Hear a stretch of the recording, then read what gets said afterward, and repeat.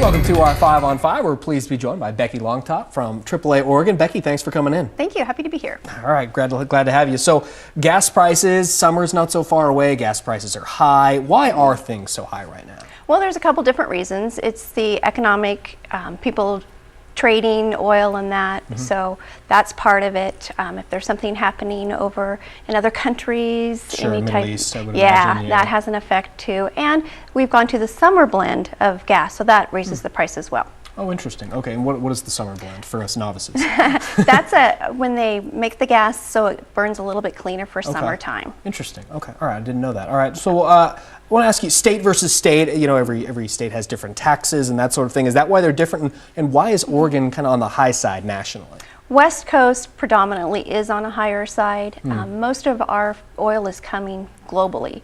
So we unfortunately have to get that gas that is a little bit more higher price than maybe something that's coming from Midland. Okay, all right. So tell me, are our nation's oil refineries actually shut down? I just recently found out about this. Why do they do that? Yeah, well, when they switch over to their blend from summer and then again in the fall, they usually shut down and they have to do maintenance and cleaning that. So production stops at that point, they clean, they change their recipe, and then they start up production again. Okay, and does that mean then at that time higher gas prices? Yeah, once you stop production, then, and if the demand is still the same, then you get into that supply and demand. Yeah, sure. Okay, all right. And $5, it's kind of the magic number that nobody wants to see. Right. A few people predicted it, you know, for later this year. Is that something you guys are seeing at AAA? Right now, we're not predicting that. Most of those people have some type of financial benefit or that to the price going up.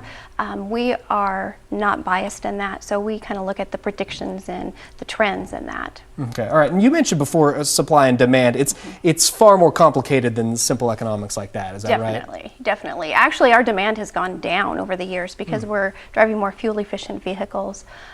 But we also have to keep into consideration it's not just us here in the U.S. It's what's happening over in China and over in Europe too. Yeah. Okay. And I think you were telling me about a survey you guys did recently. People are changing their driving habits? Yeah, we don't usually see a lot of change in driving habits when the price goes up until it gets over that $4 mark. But we did do a recent survey, first part of March, and about 84% were willing to change if the price stays high and goes even a little bit higher. Wow. But right now people are combining errands and just being a little bit more conscientious. Yeah, you can imagine they would be. All right, fascinating. Thank you for coming in and kind of expounding some of your wisdom on us because it's a complicated topic. It is. All right, we'll have much more with Becky in just a moment. Stay with us. Welcome back to our 5 on 5. Again, we're here with Becky Loncot from AAA Oregon. You know, gas prices, nobody likes that, but like high gas prices, I should say. But what do you think upsets people most about those fluctuations? I think it's just hitting their budget. You know, people try to have their monthly budget, and if they don't know what's going to happen in the next week with the gas prices, I mean, that has to come from someplace in their budget. Yeah, and you guys give some tips on ways people can cut down for the pain at the pump. What would those be? Definitely, like I recommend before, combining errands, doing less trips if you have to. Sure. Also keeping your car maintained. That's a huge one. People, just a matter of fact, just keeping your tires inflated correctly. That's a big one. You can lose quite a bit of mileage if they're underinflated or overinflated. Yeah. Not being a speed demon right when that light turns green. You Sure, lose a lot of fuel that way. Just doing little fast starts like that. Yeah, okay, Yeah. all right. And is there anything else the public can do about gas prices? I mean, is there can we lobby? Is there something we can do about this? Not a whole lot you can do. I mean, it's a commodity. So if people trade it on the stock market, oil and that. So there's not a whole lot you can do about the price itself.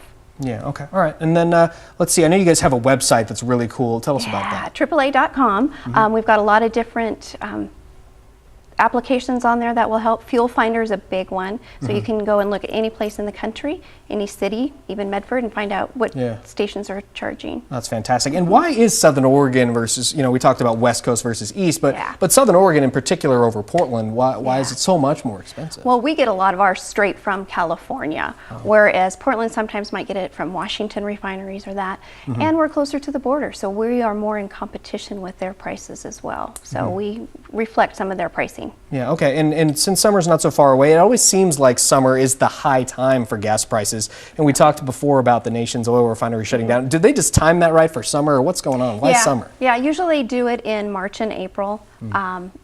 Traditionally, again, the demand for gas goes up because more people travel by car during the summer. They do a lot of vacations and that. So that also affects the pricing. Yeah, a lot goes into it. Well, thank you for telling us a little about it. Fascinating subject. Thanks, Becky.